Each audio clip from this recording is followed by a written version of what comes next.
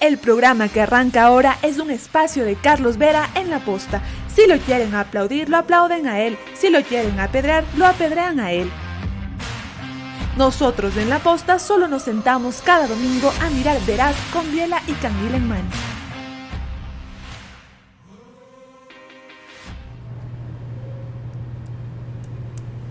Bienvenidos a una entrevista Veraz con una política que cometió un pecado imperdonable: enfrentarse al gobierno de Correa y en Loja al alcalde Bolívar Castillo. Por eso han empezado un juicio acusándola de lo que ella sostiene que jamás ha hecho, es decir, pedir diezmos. Pero como el asunto se ha vuelto generalizado, y curiosamente es contra mujeres contra quienes se logran fallos con mayor frecuencia, avanza. Bienvenida, Nivi, gracias por aceptar la invitación. Dígame la razón principal por la cual usted ha demostrado, según asegura hasta ahora en este proceso, que es inocente. Gracias, Carlos, por esta oportunidad. En realidad, para las mujeres entrar en el mundo político ha sido difícil. Yo estoy ahora enfrentando un llamado a juicio, pero también considero que es una gran oportunidad para demostrar cómo se maneja la justicia en este país. No tengo aportes por diezmos, no he recibido ni exigido diezmos, las pruebas están allí y la pericia así lo dice. Vamos a desarrollar ese tema en los próximos 60 minutos con alguien que tiene 67 años, otros males personales que enfrentar, pero ha decidido no doblarse. Ustedes verán si la señora tiene razón y en verdad es inocente, como asegura, o los acusadores son los que tienen la razón. Hago periodismo político desde 1975 y de opinión desde 1978. En ese género cabe ser pluralista, pero no imparcial. Mi experiencia en la búsqueda de democracia exige dejar fuera a quienes la dinamitan y criticar a quienes la construyen para que el modelo sea veraz. Respondo aquí por lo que opino. Mis invitados por lo que expresan. Nada de eso compromete o representa a este medio. Una entrevista veraz es la mejor forma de conocer la verdad. A eso los invito. Ahora. Este espacio veraz se emite gracias a Pharmacies, Telconet Latam, Marathon Sports, Solca, 70 años, Alcaldía de San Borondón.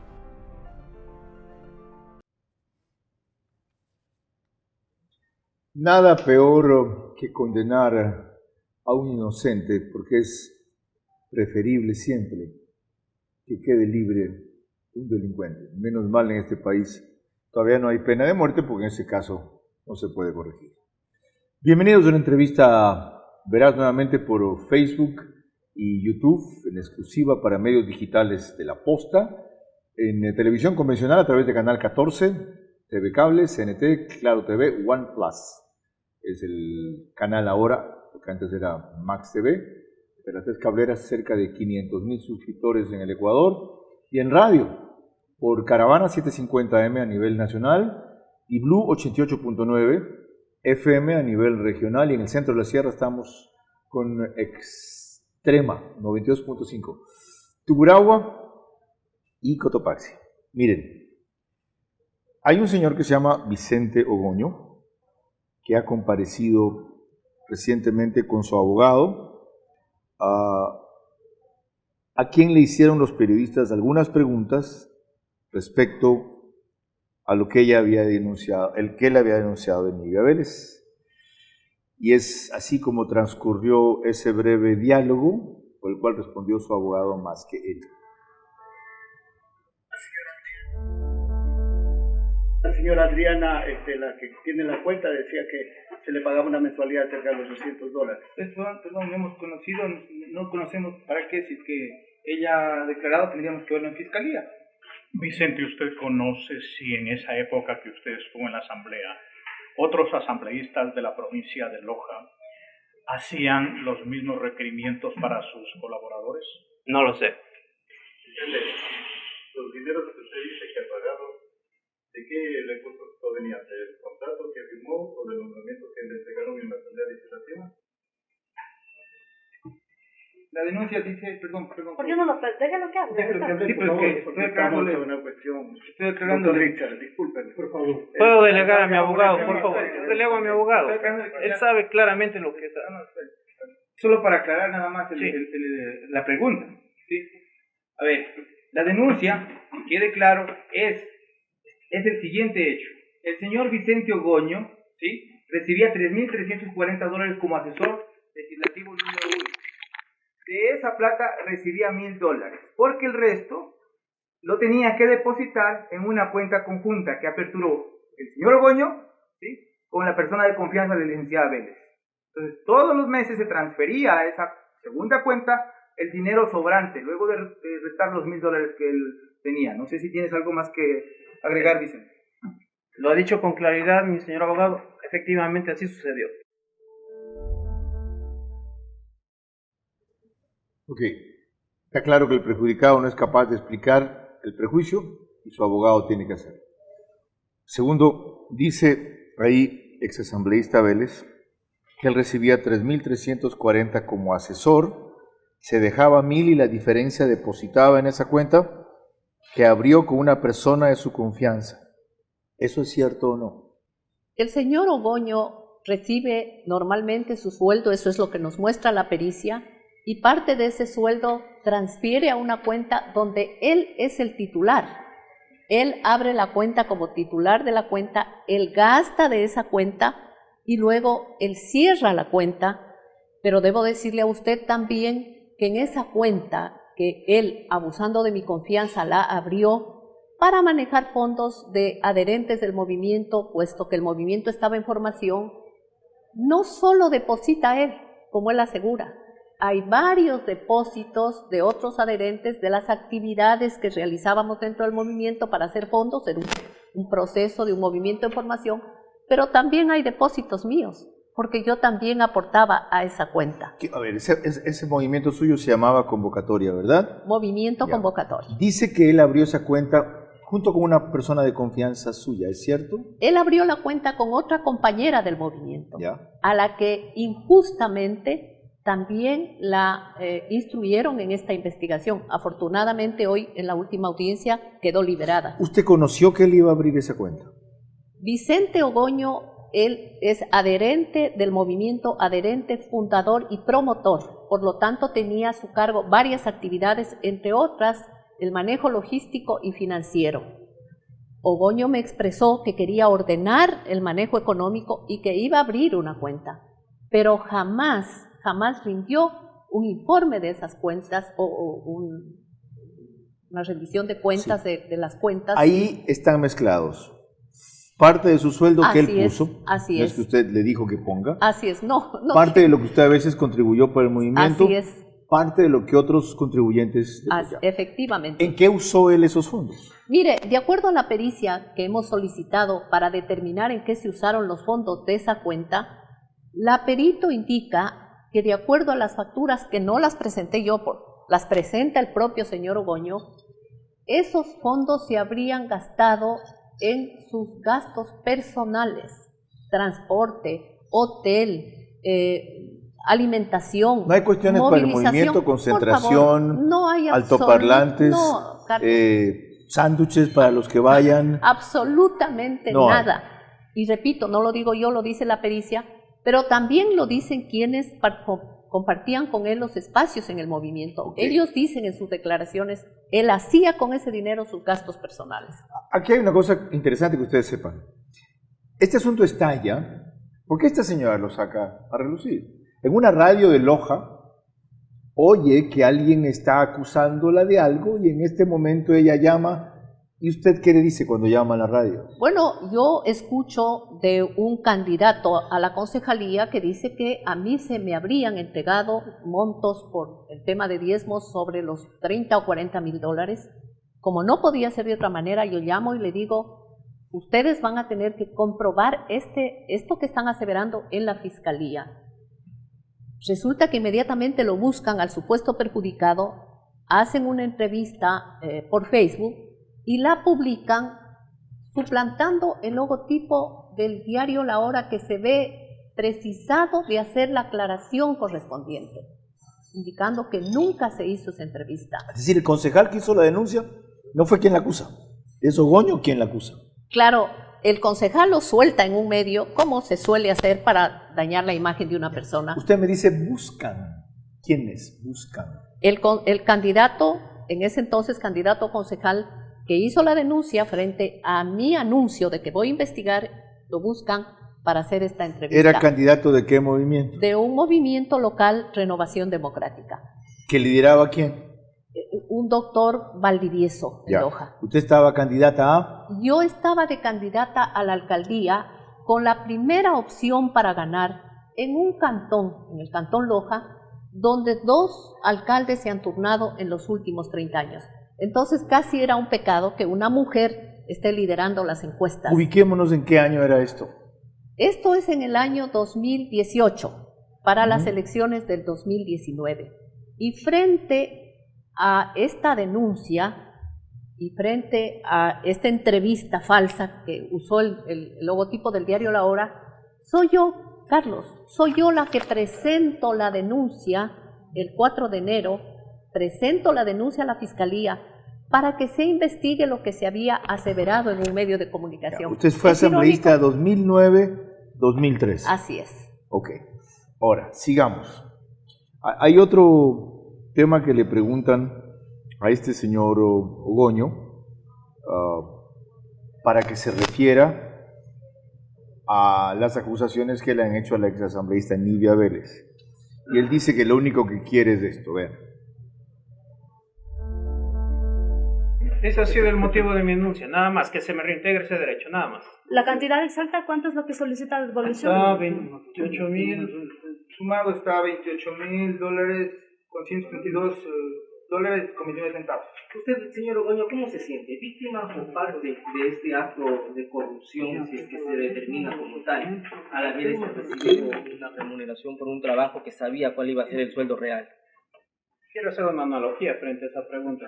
La ciudadanía debe saber. ¿Cómo se puede considerar que soy parte de un delito cuando estoy en una diferencia abismal frente a una persona que tiene todas las garantías y yo solamente un simple trabajador en aquel entonces? Pues soy una víctima.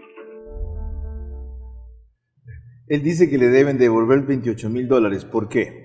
Bueno, yo no podría devolver ningún dinero de una cuenta que es la de él mismo, de la que él es el titular y, como lo decía, de acuerdo a la certificación que emite el banco, él abre la cuenta, él gasta de la cuenta, él cierra la cuenta y cobra el cheque que le dan por el remanente de esa cuenta. ¿Cómo podría yo devolver una cantidad que no es? Sé que le han averiguado a 16 funcionarios más que trabajaron con usted si usted les cobraba diezmos. Así es, Carlos. ¿Qué dijeron en el 17 entre asesores y asistentes que han colaborado conmigo, personas reconocidas, han rendido versión señalando que jamás, por ningún motivo, ni para el movimiento, ni de manera personal, ni a través de otras personas, se les pidió ningún aporte económico.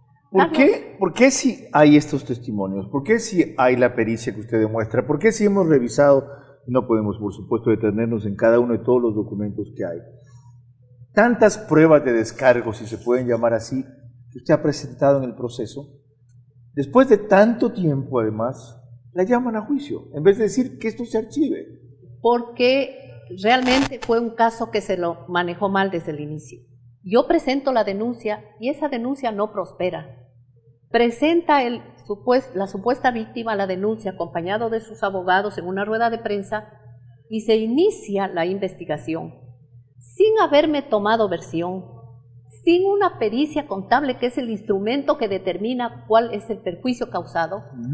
El 10 de marzo del 2020 escucho por los medios de comunicación que se me llama a instrucción tanto a mí como a la asambleísta Karina Arteaga.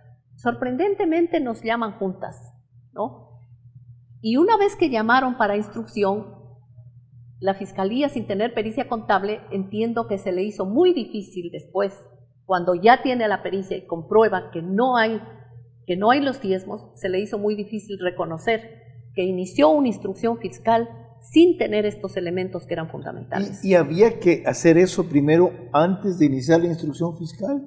Mire, es decir, ¿qué pasa si no la llama usted a rendir versión? Mire, ¿eso anula el proceso? Si habían personas diciendo, no, a nosotros nadie nos pidió, ¿cómo era posible que no esperaran escuchar mi versión? ¿Cómo era posible no tener un documento que cuantifique el perjuicio? Ya, pero lo que yo pregunto es, ¿estas cosas eran obligatorias de hacer y al no haberlas hecho, rompen lo que se llama el debido proceso? Podían no haber hecho mi versión, pero la pericia era una condición indispensable, fundamental para establecer el perjuicio. Entonces, el 10 de marzo me llaman a instrucción, el 26 de mayo, a tanta insistencia, reciben mi versión, pero para cumplir con una simple formalidad, porque yo ya estaba llamada a instrucción, ¿no? En el mes de octubre me instruyen, Carlos, y la fiscalía pide para mí todas las medidas cautelares. Por Dios, piden prisión preventiva, piden grillete, piden presentación. Es decir, piden lo mismo que pidieron para el caso sobornos. Usted sabe, puede entender, porque usted fue un hombre que luchó cuando en este país muchos se escondían por miedo a Correa y éramos pocos los que luchábamos contra la corrupción. Usted sabe qué sentí yo cuando pedían para mí esas medidas. Me imagino. Yo que había luchado y denunciado la corrupción de manera frontal y valiente. Bueno, yo creo que ahí está una de las claves del caso. Esta señora se enfrentó a Richard Espinosa en el IES, por ejemplo, y a su jefe, que ya sabemos quién fue.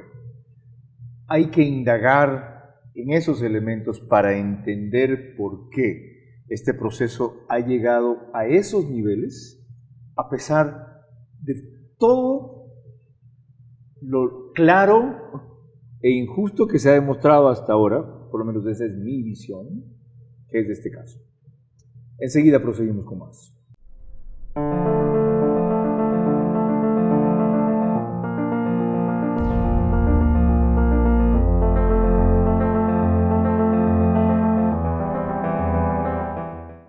Tus consumos en Pharmacies te recompensan con millas y dólares para que viajes o compres lo que quieras. Afíliate en nuestra página web o en cualquiera de nuestros locales.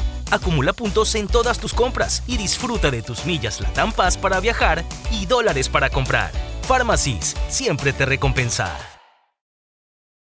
Voy a explorar qué fue lo que hizo que fuera una víctima favorita de esta señora Nivia Vélez cuando prosigamos.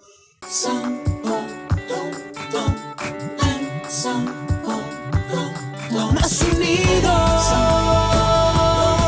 más seguros, con trabajo, optimismo. Hoy volvemos, todos juntos, sabor hondo.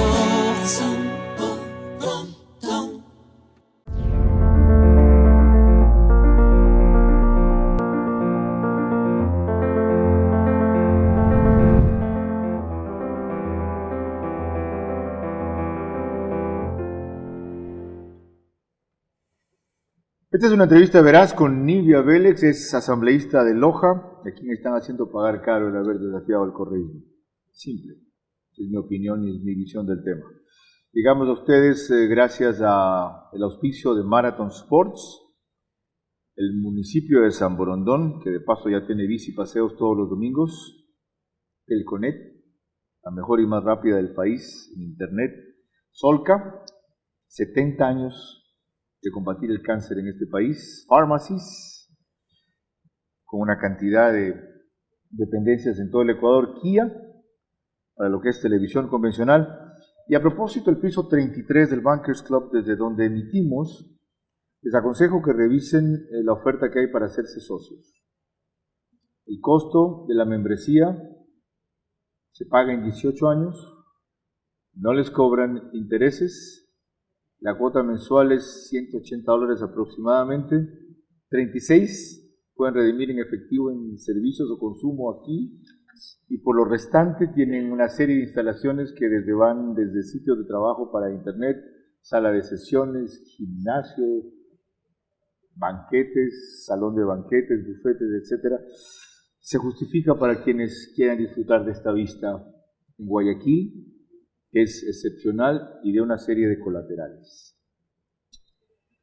Recordemos, Nivia, ¿qué diablos hizo usted en el correísmo para que la gente entienda un poco de dónde viene? Alguna gente no lo tiene fresco, otra no lo ubica en la memoria y otra por primera vez se entera, porque ya usted dejó de circular. ¿Quién es esta Nivia Vélez? ¿A qué se dedicó usted como asambleísta? ¿Qué fiscalizó? Bueno, yo presidí la Comisión de los Derechos de los Trabajadores y la Seguridad Social. Y eso me permitió conocer de cerca lo que estaba pasando en el Seguro Social. Todo el atraco que ya venía dándose cuando en el 2008 aparentemente el presidente Correa, el presidente de aquella época, paga la deuda al Seguro Social, dolariza la deuda y realmente la pulveriza, pero él anunciaba que pagó. La pagó para que el Seguro Social le compre una serie de bonos. Desde ahí empieza a desangrarse el Seguro Social con la venta de bonos, que eran papeles sin ningún valor. Pero adicionalmente a ello, buscaban figuras como el fideicomiso para transferirle millones, no estoy diciendo cantidades pequeñas, para transferirle millones a las empresas públicas que manejaba el Estado, como Petroamazonas. Entonces yo empiezo a investigar, yo empiezo a pedir información y a poner el dedo en la llaga. Lo hacíamos con algunos asambleístas a tal punto que recibimos una amenaza de muerte, Carlos. La denuncia la presentó en nombre de nosotros, recuerdo, Andrés Páez, porque estábamos poniendo el dedo en la pus de la corrupción. ¿A qué funcionarios cuestionaban, por ejemplo? A todo el proceso que se daba en la adquisición de insumos, en la adquisición de equipos, en la compra del famoso Hospital San Francisco y su reconstrucción, que fue uno de los atracos más grandes, pero las ventas que se hacían de los bienes del Seguro Social y sobre todo esta figura que encontraron de los fideicomisos, porque la Constitución prohibía los préstamos, entonces buscaron la figura del fideicomiso y a su vez también la compra de bonos. ¿Quién dirigía en esa época el IES? Ramiro González, ¿no? Quien varias veces me buscó para que conversáramos. Y yo me negué y siempre le dije, páseme la información por escrito, ¿no?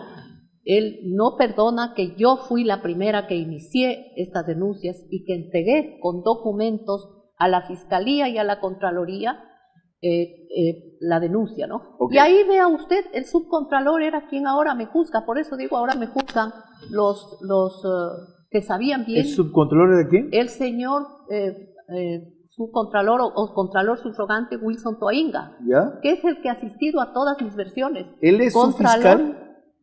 No, pero él va delegado de la señora fiscal general a las audiencias. Subcontralor de Chiriboga, ¿ya? Subcontralor de todos los contralores correístas. Entonces, él sí sabe quién soy yo, él sí sabe cuál fue mi lucha. Sin embargo, ahora aparece como acusador. Ok, ahora se entiende mejor el contexto en el cual se desenvuelve el caso de esta señora. Hacer memoria era muy importante. Volvamos al tema. Yo recién hablé con ella en Radio Centro. Eso volvió a visibilizar y poner a circular el caso. Algunos me dijeron, ¿y por qué la entrevistas? Ok, ahí tiene la explicación. Porque no es justo que la gente que se partió contra la corrupción en este país, ahora gracias a que queda en la justicia todavía una gran cantidad de operadores correístas, ¿ya?, sean los que estén sufriendo la cuestión al revés. No es justo. Y calladitos van recuperando los espacios que perdieron en las elecciones, que dijeron que siempre iban a ganar. Miren lo que hablamos recién con Nivia Vélez en Radio Centro. El denunciante, abusando de mi confianza porque era un militante del movimiento, activista, fundador, adherente, coordinador de parroquias, y todas las funciones las cumplía él. Él abre una cuenta de la cual él es el dignatario, el dueño de la cuenta, ¿no? Él gasta en esa cuenta, él cierra la cuenta, La fiscalía tiene la certificación del banco donde él retira el último saldo de un cheque a su nombre, ¿sí? Él dispone de los fondos y de los recibos que presenta. La pericia dice que ninguna corresponde a gastos del movimiento, es decir, abusó de la confianza y utilizó fondos que él traspasaba, pero que poníamos muchos de los del movimiento, incluida yo. La cuenta la maneja él, la cierra él, la gasta él. Ok, hubo fondos provenientes de usted, pero con cargo a otro tipo de contribuciones. También hubieron fondos provenientes míos que yo le depositaba y yo le traspasaba la cuenta para que se hagan algunos gastos del movimiento que estaba en formación. Ok. La pericia demuestra que esos gastos no corresponden al movimiento, es decir, hubo un abuso de confianza. Pero en la campaña lo utilizaron a este señor para que haga la denuncia. Y todos los 3 meses o 2 meses de campaña, Carlos, se pasó denustándome y los que pagaban todo esto porque había dinero para difamarme en las redes sociales y todo, eran los que estaban impulsando tras de este señor la famosa denuncia. ¿Por qué repito esto? ¿Por qué repito esto? Para que ustedes vean una diferencia de este caso, en ese y en otros más, con los distintos que quieren asimilar denunciados. Normalmente, quien pide diezmos pide que le depositen en su cuenta, o en una cuenta de un familiar, o en una cuenta de un pariente, o en una cuenta de un hermano. Aquí el señor, según se ha demostrado en el proceso hasta ahora, la parte de su sueldo que deposita en esa cuenta es de una que él mismo abrió y que usaba para sus gastos y donde depositaban también otros fondos de colaboradores del movimiento, incluidos los de la exasambleísta Vélez. Ahora, mi pregunta es, si eso está demostrado documentadamente en el proceso hasta ahora, ¿por qué no le satisfacen las pruebas a la Fiscalía y por qué la llaman a juicio? Lo que pasa, Carlos, que cuando piden instrucción y llaman ya a la audiencia preparatoria de juicio, la Fiscalía no tenía la pericia. Cuando recibe la pericia y se da cuenta que no tengo diezmos, y que este señor era dueño de la cuenta y obviamente la manejó, entonces empiezan desesperadamente a manipular la pericia. Una pericia normalmente puede tener 2 ampliaciones o modificaciones. ¿Sabe cuántas tiene esta pericia? No, 11. 11 modificaciones. 11, si quiere eso. Sí. 11 modificaciones. 11 modificaciones. 11 modificaciones. Explique esto, o sea, de la pericia original que rinde, ¿cómo se llamaba la perito? La perito, una economista chicaiza. Ya. ¿Quién asigna la perito, la contrata o la propone? La Fiscalía. No es que usted lleva la perito. La Fiscalía. No es un peritaje que usted pide, hace y dice, mire, yo le contraté a esta profesional. Ya. Yo pido a la Fiscalía y exijo que para condenarme digan, bueno, ¿cuánto mismo es ¿Qué el son perjuicio? modificaciones? ¿Qué son modificaciones? Es decir, la Fiscalía empieza a pedirle incluso que emita juicios de valor, desesperados por encontrar en dónde podían o con qué podían justificar a la perito esta Chicaiza. aseveración. Así es, Okay. a la perito Chicaiza. Yo en el mes de mayo leía en el diario El Comercio... Perdón, otra cosa más. Las 11 modificaciones son con ella mismo. Con ella mismo, buscando, Carlos, modificar la pericia para ajustarla a la teoría de ellos, que era la teoría de diezmos. ¿Y lo logran al final? No, Carlos, imposible. O sea, la perito no se desdice. O sea, la perito empieza a cometer una serie de errores y a alejarse del reglamento de pericias, a emitir juicios de valor que la propia fiscal, doctora Salazar, públicamente ha criticado en el caso Isaías, cuando dice la pericia de la defensa de los Isaías no sirve, porque emite juicios de valor, y yo le contesto en el Twitter, pero en el caso mío la Fiscalía está pidiendo que se emita juicios de valor. A ver, aquí llegamos a otro punto importante. ¿Diana Salazar conoce esta barbaridad? ¿Conoce que se presionó a la perito 11 veces para que vaya modificando su declaración, que en algún momento se la lleva a emitir juicios de valor y que eso anula su modificación? Yo le hice llegar 2 cartas a la señora fiscal. La última, señalándole todas las barbaridades que se cometieron en este proceso de investigación. ¿Las recibió? Se alejó, yo entiendo que debe haberlas recibido, salvo que alguien...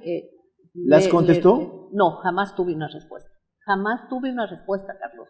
Pero sí quiero decirle que en este proceso primó el principio de culpabilidad antes que el principio de presunción de inocencia. Y cuando se hace modificar la pericia 11 veces, nosotros pedimos una metapericia para probar que no se habían respetado el reglamento Una de metapericia es una pericia de todo. Sí. No solo de eso. Y efectivamente la metapericia determina que nunca se respetó el reglamento de pericias. ¿Quién hizo la metapericia? No recuerdo el nombre de la persona, pero es contratada también por la Fiscalía. Sin embargo, yo en ese espacio de tiempo personalmente contraté una metapericia también para probar lo que yo estaba, para mi tranquilidad, para entender todo este manejo. ¿De dónde saca plata para defenderse? Vea, Carlos, para mí esto ha sido muy duro, porque desgraciadamente la corrupción es un círculo. El que roba. No solo duro, es costoso. El que roba, Carlos, ¿de dónde saca plata puede para defenderse?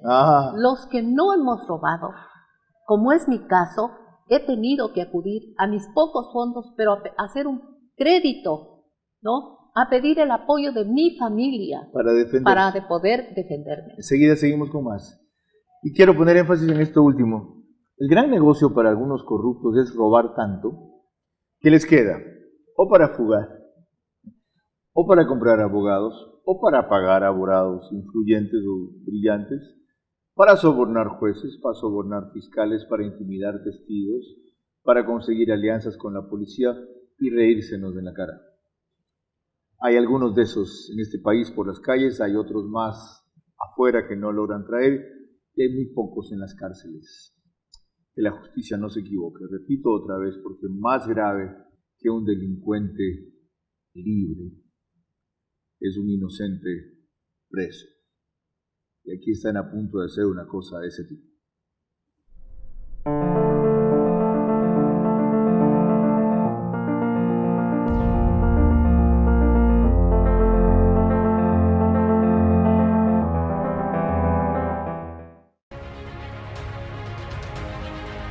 Los niños y adolescentes necesitan continuar con sus estudios desde casa, resguardando su salud y seguros junto a su familia.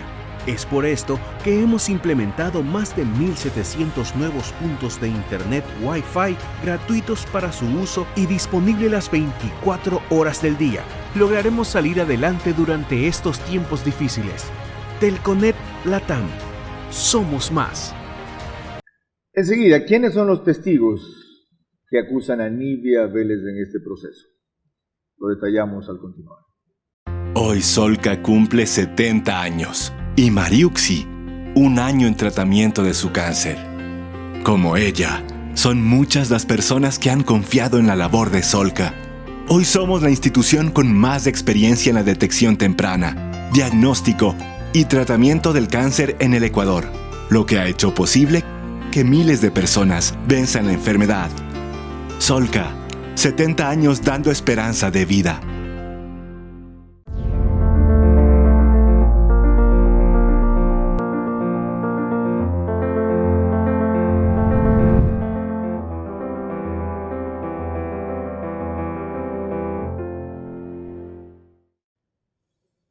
No es necesario que entremos en detalles del caso en esta entrevista veraz con Nivia Vélez, porque la mayoría repiten las irregularidades que ella acaba de demostrar en ciertos temas, como la pericia. Hay 2 o 3 cosas de lo que yo he revisado esto detenidamente en la que quiero incidir. 1.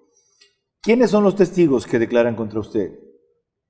Bueno, siendo este un caso netamente político, porque surgió en la campaña, ya cuando se cae el caso Goño, porque no tiene asidero, aparece una testigo, la señora Mercedes Tapia Escalante, que trabajó conmigo 2 años como asistente y 3 meses como asesora.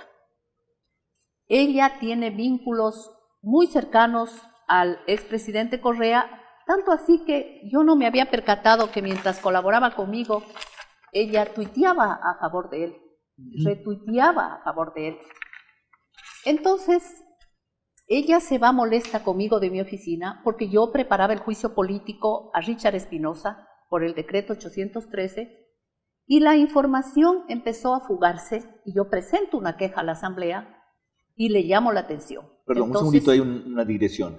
Recuerde que era el decreto 813 de Richard Espinosa. El inconstitucional decreto 813 de la renuncia obligatoria, ¿no? Con el que despidieron a más de 50,000 personas en este país. Ok, sigamos, volvamos. Entonces, ya, usted reclama porque yo reclamo por la presume fuga que ella de es la que información. está pasando Así es, información. tenía ¿ya? alguna información sobre eso y ella se convierte en una enemiga mía. ¿Y qué declara en el Ella trabajó proceso? con el exalcalde Castillo Loja, pero es socia y en algunos casos aparentemente es la compañera sentimental de un señor Jorge Velastegui, beneficiario de todas las administraciones del exalcalde Castillo, de varios contratos, inclusive en víspera de la revocatoria, tiene contratos que hoy están cuestionados en Contraloría y Fiscalía. Ella dice cualquier cosa, Carlos. Ella se presenta y asevera que ha entregado montos, que no puede probar, que no aparecen en la pericia, que no coinciden con fechas. Ella cambia durante sus versiones todo el contenido de las mismas. ¿Y les ha tomado testimonio 2 o 3 veces la Fiscalía? La Fiscalía les ha tomado 2 o 3 veces, pero hay una cosa que sorprende. ¿Por qué 2 o 3 veces? Tanto al denunciante, Carlos, como a los testigos, ¿sabe qué? Los protege. Y cuando uno quiere preguntar, les dice no, tiene todo el derecho a no responder. ¿Qué es los protege? Los protege para que no preguntemos, para que nuestra defensa técnica no pregunte. Pero a nuestros testigos los ha amedrentado. ¿Y en una audiencia el fiscal puede hacer eso? Decirle no responda. Sí, es que ha habido ¿O no tiene que responder? Es que ha habido una absoluta falta de objetividad en la señora fiscal que lleva el caso, en la delegada de la fiscal general. ¿Qué es una fiscal Gallardo? Es la señora fiscal Paola Gallardo. Y ahora perdóneme invertir la pregunta al revés. Oiga, usted es una rival muy chiquita. ¿Por qué tanta artillería contra usted? Usted no es la mayor opositora que tuvo Correa, sin ofensa, usted no es Lourdes Tibán, etcétera. ¿Por qué esa hazaña contra usted? Porque comenzaron el proceso mal y ahora tienen que buscar cómo salir de este embrollo. Okay. No es fácil que a alguien la instruyan, le pongan medidas cautelares, la acusen, la lleven a una audiencia y después digan, ¿y ahora? O sea, no quieren admitir que se equivocó o les cuesta admitir que se equivocaron o creen que se equivocaron porque se equivocan. De paso, yo me equivoco en este programa todos los días y más de una vez, en los que hago en radio todos los días y más de una vez, en televisión todos los días y más de una vez en Ver a Su Manera. Por ejemplo, el otro día dije que la autoridad que estaba frente al IES era Jorge Piedra. Dale con Jorge Piedra, Dios, porque es un radiodifusor de Cuenca, siempre me acuerdo de eso, Piedra. No, resulta que el apellido es una cosa parecida. Madero. Es Jorge Madero. ¿Me equivoqué? ¿Ya? Hasta cálculos que salen mal o interpretaciones que no son correctas. Si yo fuera infalible, ¿ya? No haría periodismo. Seguramente sería juez. Porque cuando un juez se equivoca, el daño que comete sí es casi irreversible. Volvamos a esto. La otra cosa. Hablaba, usted es una enemiga chiquita, ¿por qué tanta bronca contra usted? Correa hizo o ordenó a la Contraloría una auditoría de su función cuando fue legisladora. Así es. ¿Qué pasó? ¿Cuál fue el cuestionamiento y cómo terminó eso? En esa persecución que sentíamos, que la sintió usted, que la vivió usted, que la viví yo, que la vivimos quienes nos atrevimos a cuestionar lo que pasaba en el gobierno de Correa, él dispuso que se me haga un examen, una auditoría especial, un examen especial de Contraloría. Porque ahí había una inconsistencia de $3.500. Yo había que usted no había justificado. Que le vendí un vehículo a mi hijo en $3.500 o él me pagó $3.500 y no recordaba. Y por esos $3.500 la Contraloría me perseguía y me exigía que los justifique. Al final tuvieron que aceptar en las conclusiones que no encontraron absolutamente nada. Es decir, lo que hubo fue un olvido. Así es. Usted dejó de reportar eso. Así es. Cuando presenté la justificación, la conclusión dice, sus cuentas y sus ingresos son debidamente justificados. ¿Por qué no aparecieron aquí los diezmos? Si ya era mi periodo de asambleísta. ¿De cuándo es ese informe, Nivia? Este informe es del 2012 ya.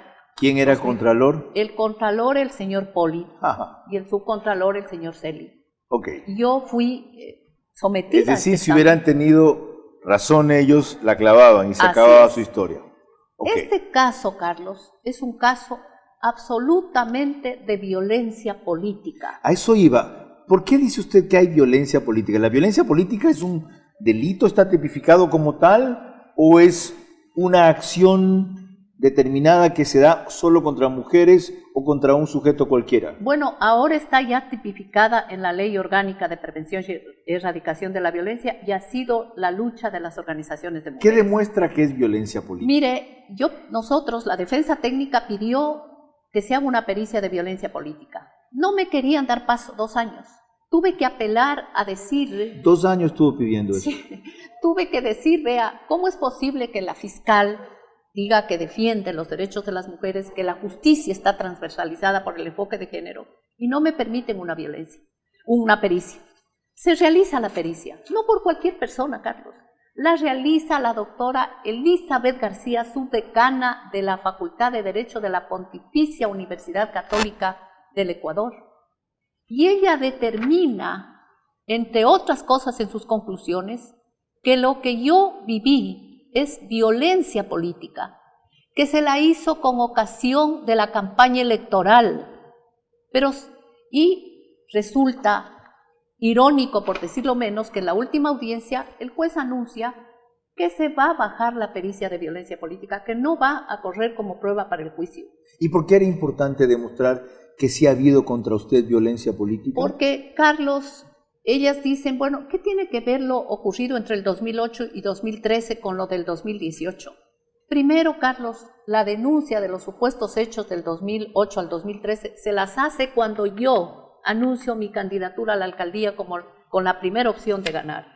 Segundo, porque este tema se lo utiliza durante toda la campaña. Y tercero, porque los testigos, como el caso de la señora Tapia, son personas vinculadas a quienes han sido y fueron mis opositores políticos. Permítame leer un ratito ese diagnóstico, porque esto es importante, para que ustedes entiendan cómo está tipificada la violencia política. Dice, con el análisis de la perspectiva de género del presente caso, se puede concluir que Nivia Vélez ha sido víctima de constantes agresiones de violencia política desde su aparición pública como figura femenina en el poder.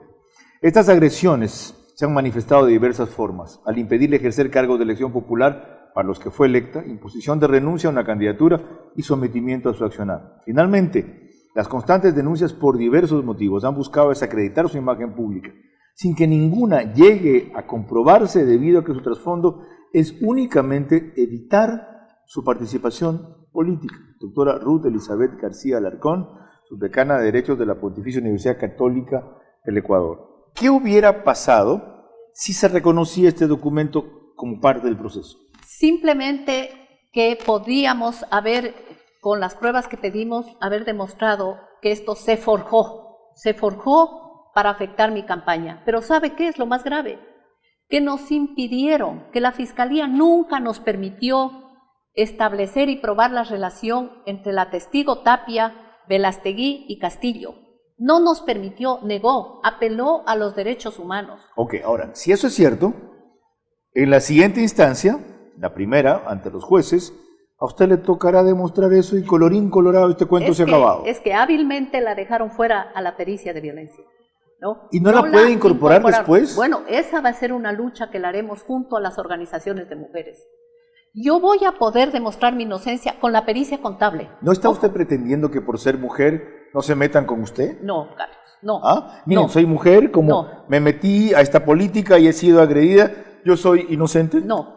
Con la pericia contable voy a poder demostrar mi inocencia, con lo contable, no tengo problema, pero no puedo permitir que se invisibilice una lucha histórica, pero además porque he oído al presidente de la Corte Nacional decir que ahora la justicia tiene enfoque de género, porque he oído a la señora fiscal general decir que ahora la justicia tiene enfoque de género, y el primer caso que se da en este país, porque estamos preparando para ir a la Comisión Interamericana de Derechos Humanos, y el primer caso que se da dice, bajen la pericia de género, por favor. Miren, ya volvemos con más. Tenía una cosa pendiente en este segmento, pero va a quedar para el siguiente. Yo solo quiero recordar que parte de la habilidad es meter esta manzana en el mismo canasto de otras podridas. Y como esto es un asunto escandaloso ahora, decir sí, ¿no? Esta señora que parece, no es. Son distintos los casos de Karina Arteaga, de Norma Vallejo, de Alejandra Vicuña. Y hubo un caso similar en que lo peleó hasta el final Ana Galarza y finalmente se reconoció su inocencia. La acusaron de lo mismo, entre otras cosas. La única falta que ella reconoció haber cometido y quedó clara es haberle dado una tarjeta magnética a su esposo que usaba un asesor para que entre a la asamblea. Oh, delito tan grave. Y ya vieron el escarnio que sufrió Ana Galarza. ¿Y saben por qué? Porque se metió a denunciar la corrupción de Correa y se metió con Seguros Sucre. ¿Ya saben ahora quiénes son los ladrones? ¿Y dónde están estos que se han llevado plata de ustedes por las cuales no hay medicinas ahora en los hospitales? No nos confundamos. Ya seguimos.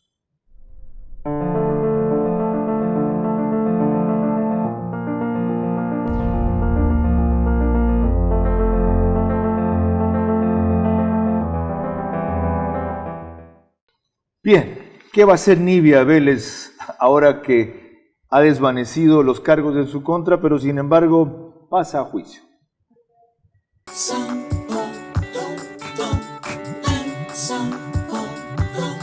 Más unidos,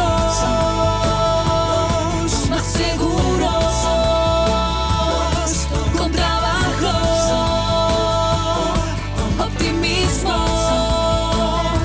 Hoy volvemos, todos juntos, Zamorando.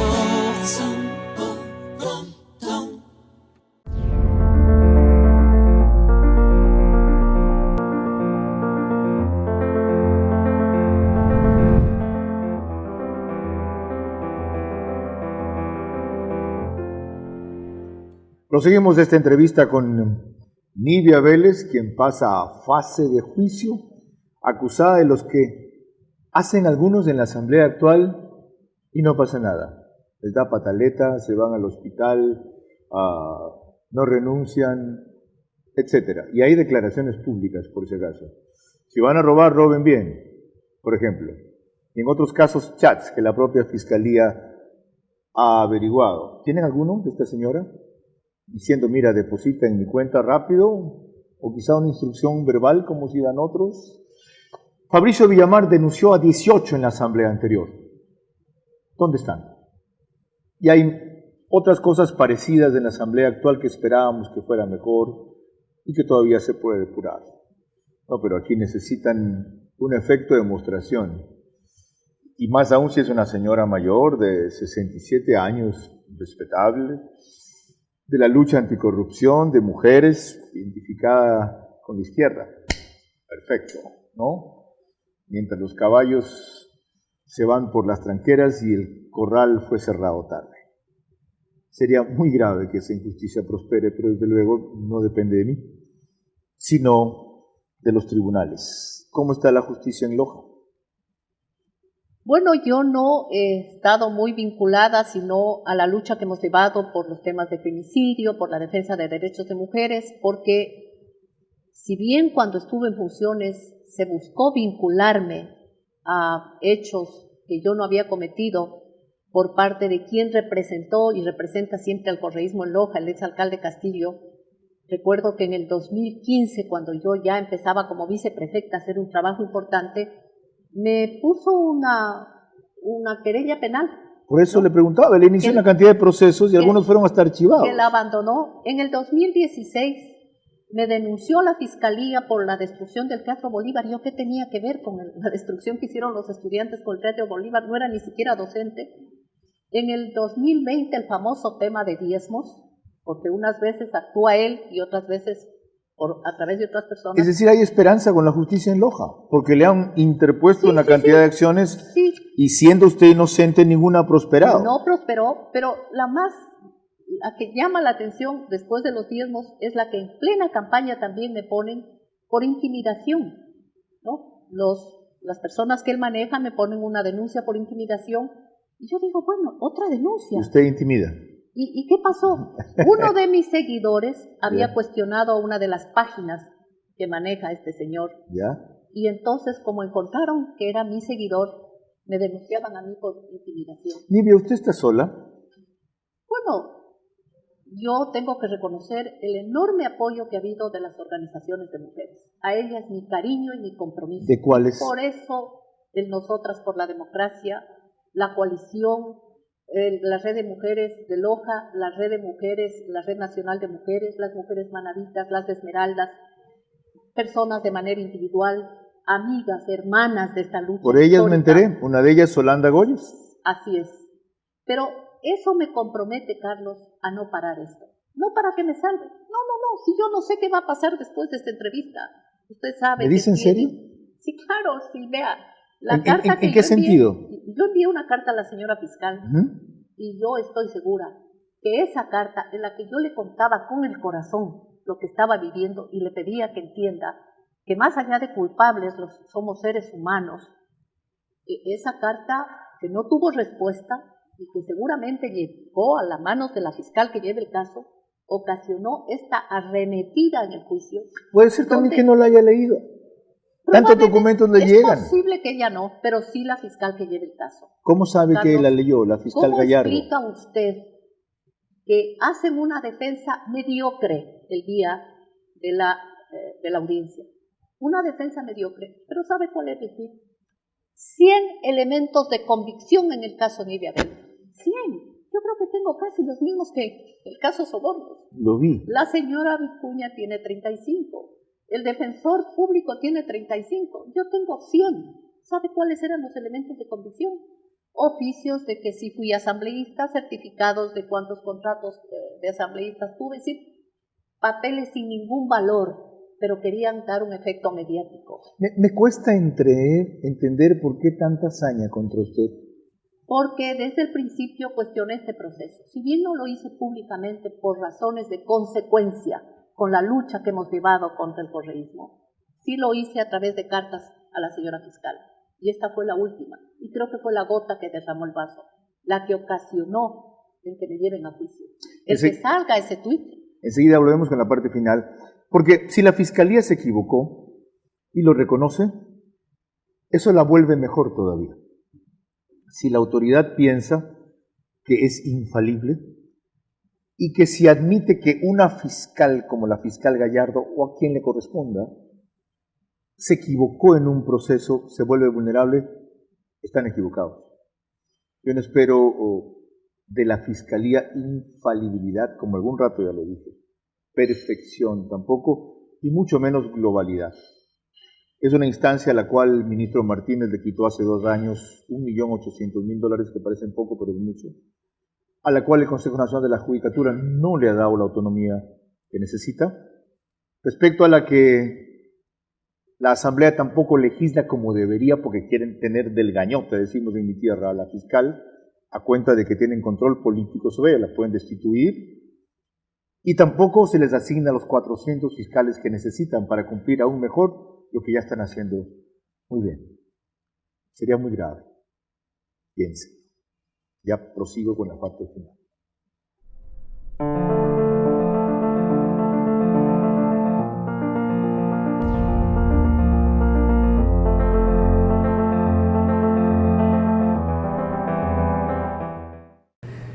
¿Cómo evitamos que aquí se cometa una injusticia?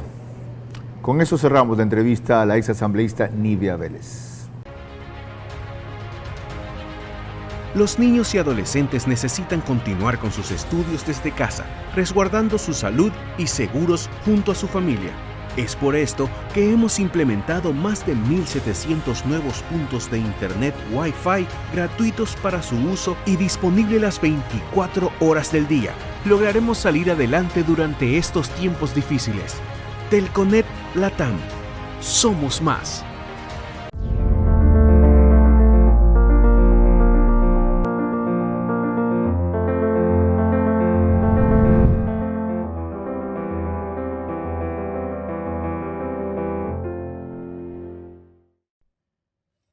Parte final de esta entrevista a un caso curioso. La ex asambleísta Nivia Vélez, gran luchadora contra la corrupción en la época de Correa, ahora acusada de corrupción. Responda a la pregunta que planteé hace pocos instantes. ¿Cómo evitamos que aquí se cometa una injusticia con usted? Carlos, cuando yo veo las noticias y veo desfilar a los corruptos o a los acusados de corrupción, me duele. Me duele porque digo, lo que estoy viviendo yo es un mal ejemplo. Muchos dirán, y no luchó contra la corrupción y ve ahora dónde está. Y dirán, ve a los corruptos, como usted lo decía, están en el exterior, están disfrutando del dinero que se robaron. Creo que es importante que la justicia sea objetiva, que la justicia no se parcialice, que no se trata de colgar trofeos, se trata de aplicar justicia. Entonces se da cuenta que justamente por eso mismo es muy malo el momento en el cual la están enjuiciando, porque han salido adelante una cantidad de tipos que parecían adalides contra la corrupción y resultaron solo ser un corrupto más que tenían bien encubierto lo que hacían aquí, mientras decían, mira, coge al ladrón que va allá y él era el ladrón, y que en esa confusión es el momento ideal para meterla a usted en el mismo saco. Así es, Carlos. Mucha gente me ha dicho lo mismo que usted me está diciendo. Pero yo sí quiero decirles a quienes imparten la justicia en este país, no en mi caso, en todos los casos. También es forma de corrupción el acusar a una persona sin pruebas. Y si luchamos contra la corrupción, lo primero es la coherencia. No pueden acusar a una persona sin pruebas como lo están pretendiendo hacer Una conmigo. pregunta personal, indiscreta, y no significa que se lo vaya a hacer ni la necesite. Yo suelo guiarme mucho por la mirada de la gente y la energía que me transmiten, y me equivoco poco, aunque sí me equivocaba algunas veces. Me imagino. ¿Ya? ¿Usted se sometería a un detector de mentiras? Sí, claro. Sin problema. Sin problema, claro. ¿Por qué sostiene usted que en la Fiscalía hay correístas? Mire, el fiscal que ha asistido a cada una de las audiencias en las que se me ha acusado es el fiscal subrogante. Repito, fiscal de Chiriboga, fiscal de Bacamancheno, fiscal de todos los procesos de corrupción. ¿Wilson Toinga? Wilson Toinga, ¿no? ¿Por qué se dejan de lado casos que sí son emblemáticos y que demandarían la intervención y esa energía que le han puesto el mío? Refinería de Esmeraldas, Refinería del Pacífico. Sí, aquí le entrego 50, Carlos. ¿Que dependen de él? 50, Carlos, 50 casos que deben ser investigados. Ahí ponga la energía a la Fiscalía, pero no ponga en casos que lo único que sirven a veces es para poner un tuit para decir que se está haciendo justicia cuando en el fondo se está persiguiendo a una persona honesta. Nivia, no le voy a preguntar qué va a hacer usted si al final de este proceso, en la última instancia, la declaran inocente. Le pregunto qué va a hacer si la condenan como culpable. Bueno, en las condiciones en que se aplica la justicia en este país, todo es posible. Es posible delincuentes libres y es posible personas honestas condenadas. Yo no descarto, después de lo vivido, Carlos, después de lo que he palpado, después de lo que he seguido, de la revisión de estos documentos, cualquier cosa es posible. En el lado que esté, seguiré luchando porque para algo me tocó vivir esto. Yo soy una mujer de fe y creo que para algo estoy viviendo esto. Y ese algo debe ser poner en evidencia cómo se maneja la justicia en este país y hacerlo con mucho mayor énfasis en el tema de nosotras las mujeres, porque este es un caso de violencia política. Les hago notar una cosa. Otras mujeres acusadas de una cosa parecida nunca han dado la cara como esta señora. Se han ido al hospital, se han ido del país, se han ido de la asamblea, se han refugiado en bufetes poderosos o han trazado el silencio de otros. Nivia Vélez ha dado la cara. A ustedes corresponde evaluar de lo que han escuchado si la señora dice la verdad o miente. Yo tengo la certeza, no puedo decir que la garantía, de lo que he revisado el proceso, que es inocente. Por eso este espacio y este tiempo con ella. Cuando pude tener aquí un personaje mucho más espectacular en esta semana. Yo no estoy atrás de sintonía, seguidores, trascendencia, rating a estas alturas de mi vida, sino muy preocupado de que se cometa una injusticia contra alguien que hizo lo que muchos hombres no hicieron contra el correísmo, teniendo faldas. Cuidado con eso. Hasta la próxima entrevista.